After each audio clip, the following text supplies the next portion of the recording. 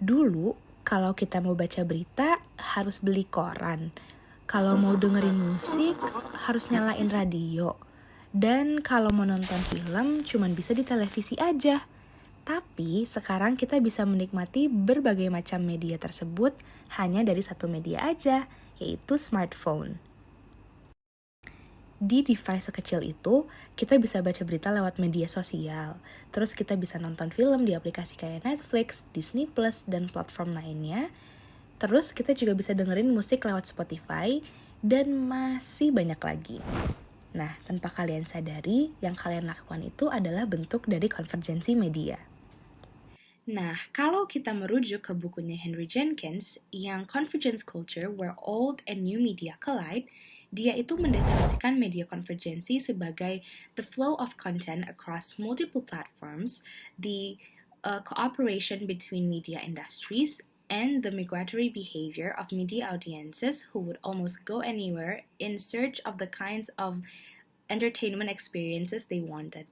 Ya, singkatnya media konvergensi itu adalah terintegrasinya berbagai jenis media menjadi satu melalui digitalisasi.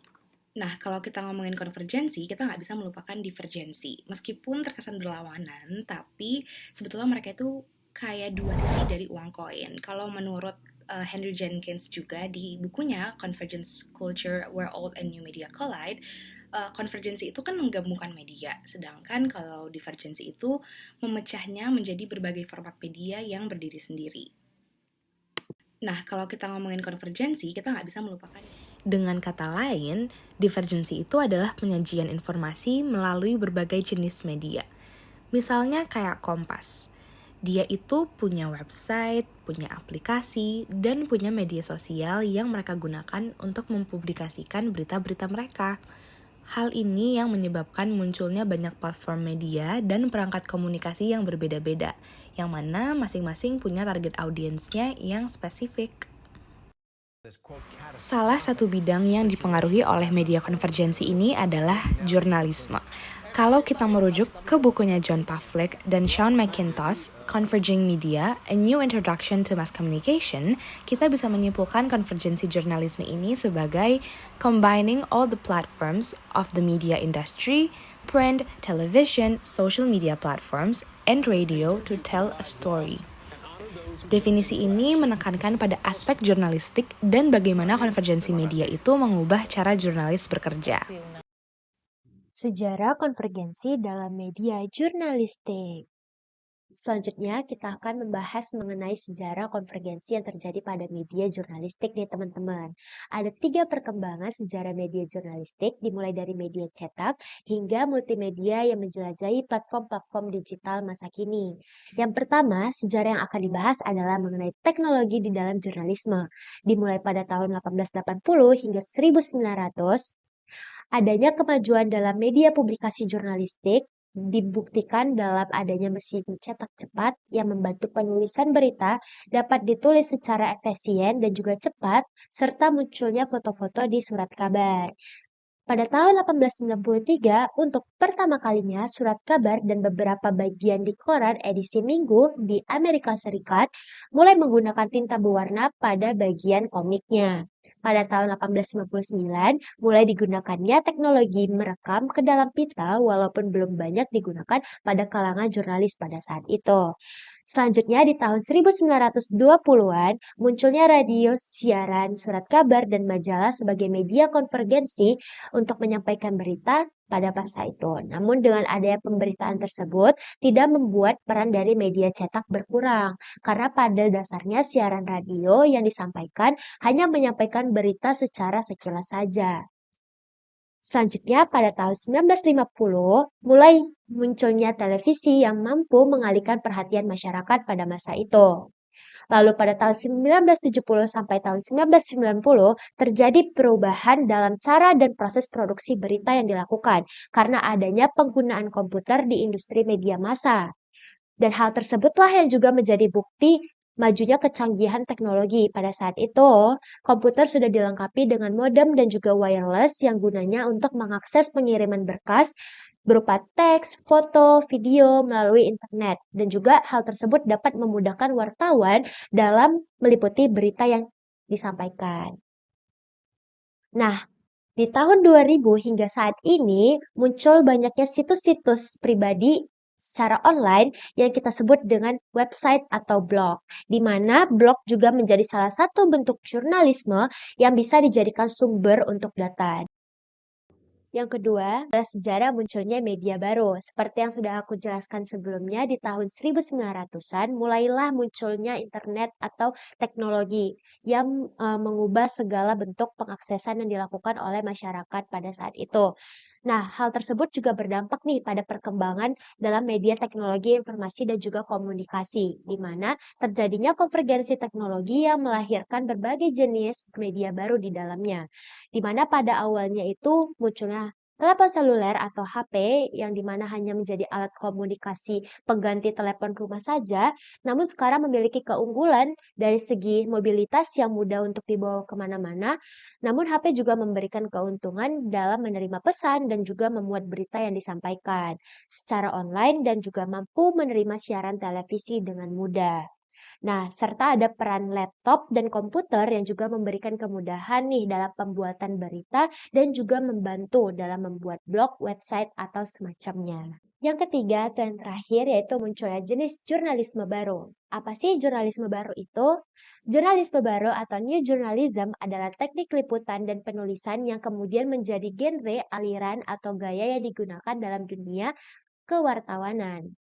Istilah jurnalisme baru ini tuh mulai diperkenalkan oleh Tom Wolfe, seorang wartawan dalam sejumlah koran seperti Springfield Union dan The Washington Post. Media internet sendiri sebagai media baru juga menghadirkan semacam bentuk jurnalisme yang sebelumnya tidak dikenali. Salah satunya adalah jurnalisme warga yang dikenal dengan citizen journalism. Citizen journalism dimaknai sebagai aktivitas warga yang tidak memiliki latar belakang jurnalistik dalam melakukan proses peliputan suatu peristiwa, penulisan, serta pelaporan hasil liputannya di berbagai media massa. Dengan biaya relatif murah, kini setiap pengguna internet pada dasarnya bisa menciptakan medianya sendiri. Mereka dapat melakukan semua fungsi jurnalistik sendiri melalui website, blog, dan juga mulai dari merencanakan liputan, meliput, menuliskan hasil liputan, mengedit hasil liputan yang mereka lakukan, dan juga menguploadnya dalam situs internet dan juga dalam weblog yang tersedia secara gratis. Meskipun masih banyak perdebatan antara jurnalisme warga dan juga jurnalisme dadakan, namun pada nyatanya atensi mereka sangat dibutuhkan dalam media massa dalam meliputi berita. Seperti contoh, pada saat bencana alam tsunami Aceh di tahun 2004, peran dari jurnalisme dadakan atau jurnalisme warga memiliki peranan aktif dalam memberikan berita terkini pada saat itu.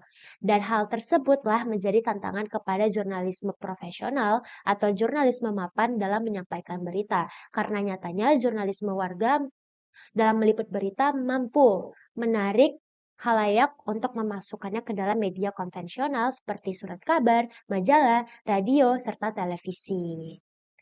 Dengan demikian, semua orang bisa menjadi jurnalisme dadakan dalam menyampaikan suatu informasi, karena mereka itu masih memiliki kesempatan untuk menyampaikan berita. Walaupun aspek dan keberadaan mereka masih diperdebatkan, namun keadaan mereka tuh sangat jelas dapat membantu dalam mencari informasi-informasi penting lainnya. Dan juga untuk menjadi seorang jurnalis tidak membutuhkan seseorang itu harus berada dalam lulusan seperti Fakultas Ilmu Komunikasi atau sekolah jurnalistik untuk menjadi jurnalistik dadakan tersebut. Mungkin itulah perkembangan sejarah yang terjadi pada konvergensi media jurnalistik. Konvergensi media melahirkan fenomena-fenomena baru dalam jurnalisme yang membawa pengaruh yang kompleks dengan dampak-dampak yang dapat dinilai baik maupun buruk. Salah satu fenomena yang dapat dilihat adalah dampak internet pada jurnalisme sendiri. Adanya internet dan World Wide Web memungkinkan terjadinya konvergensi platform yang melahirkan media-media online. Apakah kualitasnya sama dengan media tradisional? Well, media online tetap berfungsi selayaknya media massa, yaitu menyediakan informasi, berpartisipasi dalam pembentukan opini publik, kontrol dan kritik, serta edukasi dan entertainment. Menurut Westerstall dalam jurnal Communication Research, kualitas jurnalisme ditentukan oleh 5 faktor: truth, relevance, neutrality, impartiality, and immediacy. Kualitas sebuah media juga ditentukan oleh karakteristiknya sebagai suatu barang publik. Berita bersifat non-excluding. Hal ini berarti bahwa jika seseorang telah selesai membaca atau mengkonsumsi suatu berita, hal ini tidak menghalangi orang lain untuk membacanya juga. Karena orang lain dapat dengan mudah mengakses dan membaca berita tersebut tanpa membayarnya, hal ini mendorong media untuk bergantung pada iklan sebagai sumber pendapatan. Sehingga mereka cenderung lebih fokus untuk membuat dan membangun lingkungan yang kondusif buat iklan dan mengabaikan konten-konten yang diterbitkan. Berita juga bersifat non-rivalry, yang berarti bahwa orang tidak perlu berlomba-lomba untuk mendapatkannya, sehingga reach yang dicapai oleh berita juga lebih besar. Semakin besar reach, semakin rendah biaya produksi, dan semakin tinggi nilai iklan, sehingga media menggunakan search engine optimization untuk menambah clicks. Struktur pasar ini yang mementingkan iklan dan reach mendorong media untuk mengabaikan kualitas. Selain itu, ada juga sebuah fenomena yang dinamakan paradigma super journalist. Di era digital sekarang, seorang jurnalis dituntut untuk bisa segalanya. Hal ini berarti bahwa seorang jurnalis harus bisa memproduksi beritanya sendiri dan menguasai semua aspek produksi berita. Paradigma ini mendorong jurnalis untuk terus beradaptasi pada perubahan teknologi dan profesional untuk meningkatkan monetisasi perusahaan. Tapi, keuntungan yang mereka dapatkan tidak besar. Mereka tidak diberikan insentif, tapi mereka diberikan beban kerja yang lebih besar, serta kelelahan yang tinggi dan job insecurity. Di sini juga terdapat beberapa jenis konvergensi media dalam jurnalisme yang terbagi menjadi 5. Ownership convergence, ketika perusahaan-perusahaan melakukan media mergers dan akuisisi media. Contohnya, perusahaan Kapan Lagi Network yang sekarang menaungi perusahaan media lainnya seperti Kapan Lagi News dan Vimela Network. Tactical convergence, ketika perusahaan bekerja sama dalam partnership konten dan cross-promosi konten. Structural convergence, ketika perusahaan melakukan perubahan-perubahan dalam struktur dan job desk pegawai-pegawainya. Info-gathering convergence menuntut reporter untuk bisa multi-skilled dalam pengumpulan bahan untuk berita. Dan storytelling convergence. Storytelling convergence berarti bahwa jurnalis harus memanfaatkan media dan teknologi yang ada sebaik mungkin untuk penyampaian atau storytelling berita agar dapat memikat audiensnya. Fenomena atau karakteristik dari konvergensi dalam dunia jurnalisme yang berikutnya adalah redundancy and unique news coverage. Ini merupakan judul penelitian Kaya Hamacher. Lengkapnya, Online Presences of Traditional Media versus Blogs, Redundancy and Unique News Coverage. Penelitian ini mengangkat topik tentang meluasnya distribution channels akibat konvergensi dan divergensi media, dan bagaimana itu membentuk information landscape yang kemudian dinikmati oleh para konsumen media. Hamacher melihat divergensi dan konvergensi konten di media di Jerman dengan menggunakan konsep entropi dari Shannon. Konsep ini ia gunakan untuk melihat perbedaan atau keberagaman konten antar media dan intramedia dengan mengukur keberagaman katanya, perbedaan sumbernya, serta jarak informasi. Sekarang kita akan masuk ke temuan-temuan Hamacher. Temuan utamanya adalah bahwa tidak ada perbedaan berpola atau sistematis antara konten pure online media dan traditional media. Penyebab variasi antara media baru dan tradisional merupakan karakteristik individu antara tiap blog, koran, dan outlet media lainnya. Terkait media tradisional sendiri, mereka cenderung menginvestasi sumber daya untuk mengunggulkan dirinya dan menjaga kompetitivitasnya, sehingga menghasilkan diversifikasi di lanskap media. Beberapa dimensi yang menunjukkan perbedaan antar media yang akan menghasilkan diversifikasi tersebut meliputi kecepatan publikasi, keluasan informasi yang dihasilkan, serta detail-detail lain yang tidak begitu menyangkut informasi itu sendiri.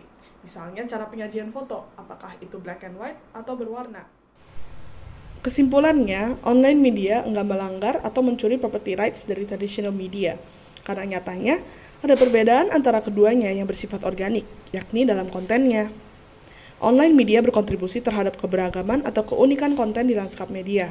Tidak ditemukan indikasi bahwa media tradisional berkonvergensi kepada yang online ataupun sebaliknya. Berikutnya ada pencetakan atau publikasi lintas media atau cross-media publishing. Karakteristik ini dapat kita lihat dari penelitian Andreas Feklis, Charalampus Dimolas, dan George Caleris yang berjudul Towards Intelligent Cross-Media Publishing, Media Practices and Technological Convergence Perspectives. Ayo kita bahas. Cross-media publishing merupakan produksi konten apapun yang ditujukan untuk lebih dari satu platform atau saluran media oleh satu organisasi media. Platform ini bisa lewat internet, video dan film, siaran dan TV kabel, perangkat mobil, DVD print, dan radio. Nah, Karakteristik cross media adalah ia biasanya memiliki tingkat interaktivitas yang relatif lebih tinggi. Namun, problem dari cross media publishing adalah sebagai berikut. Digitalisasi memungkinkan konten untuk dipublikasikan melalui media manapun. Tetapi kesulitannya ada di penerapannya, rata-rata masalah teknologinya. Karena tiap kanal atau tiap channel untuk publikasi itu karakteristiknya berbeda, maka konten harus dimodifikasi terlebih dahulu supaya bisa disebarkan melalui channel atau kanal yang diinginkan.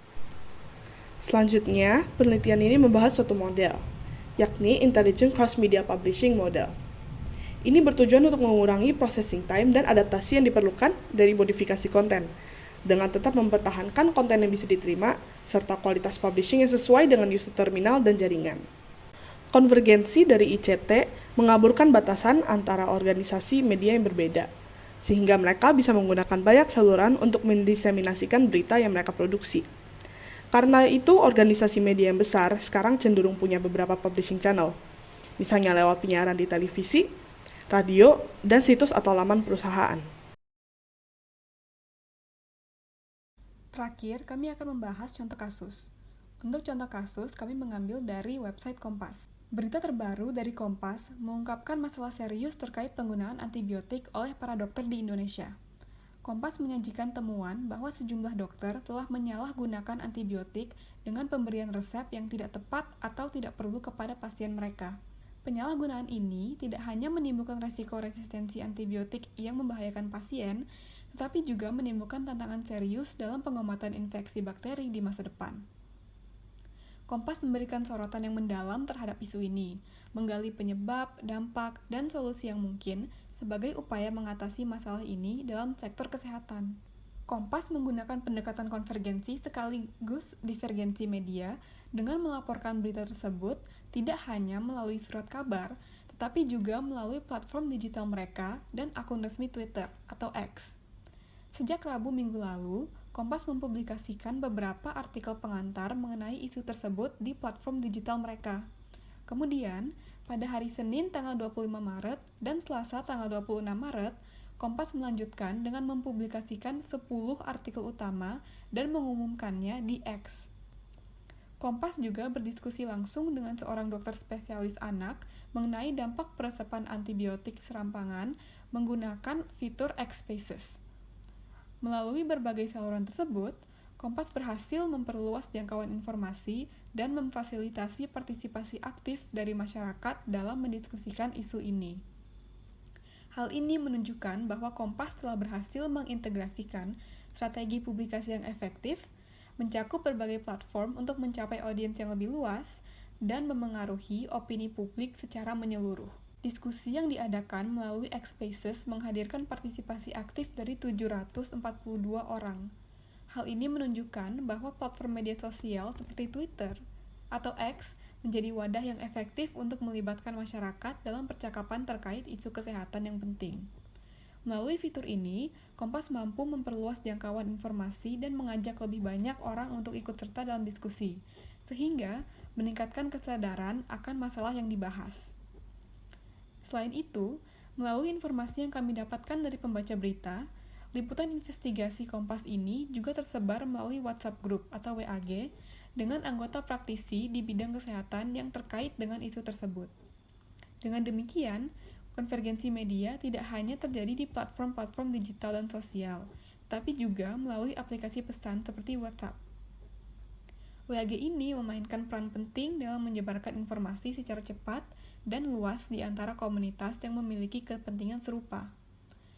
Hal tersebut menegaskan bahwa konvergensi media tidak terbatas pada platform tertentu, tapi mencakup berbagai saluran komunikasi yang digunakan oleh masyarakat secara luas.